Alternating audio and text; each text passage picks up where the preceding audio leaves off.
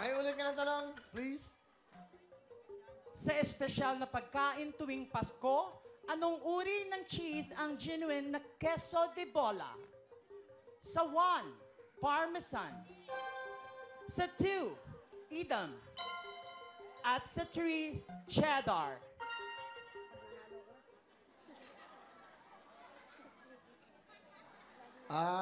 Madalas daw siya manood, nanalo na siya minsan.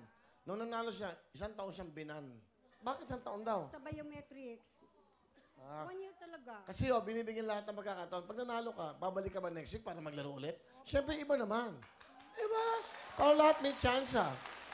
Kasama ba kayo? Pagkagapan. Ano ba siya? Ilang kayo? Ay, sino yung naka-birthday na yun? Mamaya kakausapin kita, ha?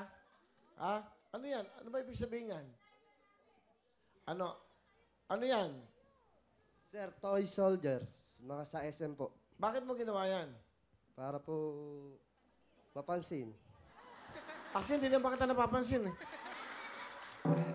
Ano ba ang ginagawa mo sa buhay? Namimitas po kami ng mga kalamansi. Yung mga gusto ko namimitas. Opo. Maprobinsya, eh, no? Sige. Di mo ng jacket yan. Malakihan mo. Salamat, Will! Alam mo, sandali, yung effort mo na yan, ang hirap niya magmula ng Japan, nakaganyan ka na? Di po, Kuya Will, kanila lang po.